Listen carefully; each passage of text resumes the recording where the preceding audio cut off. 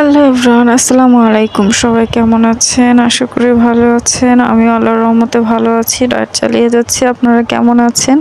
Diet কি চলছে নাকি সবার একটু জানাবেন।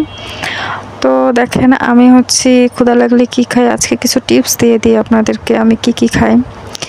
তো ক্ষুধা লাগলে আমি এই যে বাদাম কিশমিশ, অল্প কিশমিশ আর বাদাম ভেজে একসাথে মিশিয়ে যে বক্সটা ভরে রেখে দিই, তারপর যখন মন চায় এক মুঠ করে খাই আর পানি খাই। ঠিক আছে, এটা প্রথম টিপস। আপনাদের ক্ষুধা লাগলে এটা খেতে পারেন। তারপর দ্বিতীয় টিপস, দ্রুত ওজন কমাতে আপনারা তিসির গুঁড়া খেতে পারেন। তিসি এনে হালকা ভেজে ব্লেন্ডার করে আপনারা রেখে দিবেন। এরকমভাবে ব্লেন্ডার করবেন যেন 7 দিনের ভিতর যেন আপনার তিসিটা শেষ হয়ে যায়। 7 দিন পর আবার আপনারা বানাবেন। তো এরকমভাবে যদি আপনারা তিসি খেতে পারেন তাহলে কিন্তু আপনাদের ওজন দ্রুতভাবে কমবে। এরপরের টিপস অল্প খেয়ে কিভাবে পেট ভরা রাখবেন। আমি দেখেন এরকম শসা নিয়ে নিয়েছি। সারাদিন আমি যাই খাই না খাই বা রোজা রাখি বা ফাস্টিং করি, যাই করি না কেন, সন্ধ্যার সময় কিন্তু আমার প্লেট ভরা কিছু লাগবেই, না হলে তো রাতে ক্ষুধা লাগবে। তো আমি এরকম শসা নিয়ে নিয়েছি কিছু। তারপর আমি নিয়েছি একটা বড় পেয়ারা। তো পেয়ারা ওজন কমাতে সাহায্য করে, শসা ওজন কমাতে সাহায্য করে, তিসি ওজন কমাতে সাহায্য করে। আপনারা খেয়ে ট্রাই করে দেখতে পারেন। তো এরকমভাবে আমি ছিকলে সহ মানে খেয়ে ফেলি, সমস্যা নাই। তো আমি একটা ছিলে দেখাচ্ছি, আপনারা ছিলেও খেতে পারেন। তো আমি এরকমভাবে ছিলে এটাকে পিস পিস করে দুপুরে খাবারটা রেডি করে রাখবো, যেহেতু সারাদিন আমি ফাস্টিংয়ে থাকবো।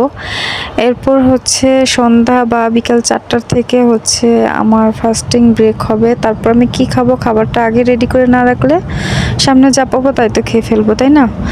তো আমি যে শসাটা কেটে পেয়ারা কেটে একটা প্লেট নিয়েছি, প্লেটের ভিতর রেডি করে রাখবো। তারপর তিসিটা ভিজিয়ে রেখেছি, যখন সন্ধ্যা হবে তখন আমি খাবো একটা একটা করে সব। তিসিটা গ্লাসে ভিজিয়ে নিয়েছি, ওটা ভিজুক, একটু লেবু মিক্স করে তারপর খাবো তিসির ভিতর। এই যে পেয়ারাটা কেটে নিচ্ছি, এটাও কেটে সাজিয়ে রাখবো। সব আমি ফ্রিজে স্টোর করে রেখে দেব। জাস্ট আমি সন্ধ্যার দিকে সব নামাবো আর এক এক করে খেতেই থাকবো গোপাল ভাঁড়ের মতো। তো আমি যতই খাই না কেন আমার ওজন বাড়বে না, বরঞ্চ কমবে এই খাবারগুলো খেলে। আপনারা অনেকে বলেন ভাত খান না, ভাত না খেয়ে ওজন কমান, এই হবে সেই হবে ওই হবে। ভাই, আমার ভাত শ্যুট করে না, তাই আমি খাই না। যাদের ভাত খেয়েও ওজন কমে তারা ভাত খেতে পারেন, সমস্যা নেই। আমার ভাত খেয়ে ওজন কমতে চায় না, আমার PCOS আছে, আমার সমস্যা আছে। তো এর জন্য আমি যখন ওজনটা কমাই তখন আমি ভাতটা ফুল অ্যাভয়েড করি। যখন আমার ওজন কমে যায় তখন আমি একবারে 15-20 দিন ইচ্ছা মতো খেয়ে ফেলি, যা মন চায় তা, যেমন ঈদের সময় খেয়েছি। তারপর আমার ওজন বাড়লে আবার আমি কিছুদিন ডায়েট করি, আমার আবার ওজন একবারে কমে যায়। তো এটা আমার অবস্থা।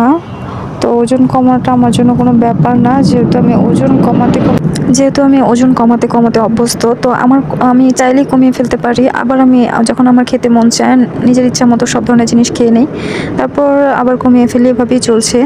আর ফুলভাবে মেনটেন যারা করবেন তারা পরিমাপ মতো একটু ভাত খাবেন যখন মেনটেনিংয়ে থাকবেন।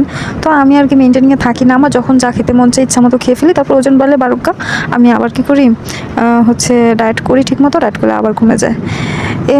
সারা জীবন আমি ডায়েট করব, রুহুকে কষ্ট দেবো, মেনটেন করব, রুহুকে কষ্ট দেবো, মানে এটা আমি মেনে নিতে পারি না। তো আমার ইচ্ছা মতো আমি ডায়েট করি, ইচ্ছা মতো ডায়েট ছাড়ি, এভাবে আমার জীবনটা চলছে।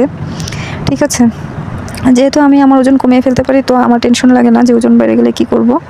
তো এই দেখেন আমি প্লেট ভরে কেটে নিলাম, এগুলো আমি সন্ধ্যায় খাবো। ঠিক আছে, তো দেখিয়ে দিলাম। এগুলো খাওয়ার পর তারপর একটু সবজি যদি আপনারা খেতে চান খেতে পারেন। মাছ ভাজা কিন্তু অবশ্যই খাবেন না, ফুল অ্যাভয়েড করবেন ভাজা পোড়া জিনিস। তারপর আমি তিসির পানিটা খাবো সন্ধ্যার দিকে, তারপর মিক্স শরবত খাবো সন্ধ্যার দিকে। তো এগুলো খেয়ে আমার ডায়েট আমি কমপ্লিট করব। তো সবাই ভালো থাকবেন, সুস্থ থাকবেন, আমার জন্য দোয়া করবেন। নতুন একটা ভিডিও সামনে আবার আসবে, এর চেয়েও হিট ভিডিও।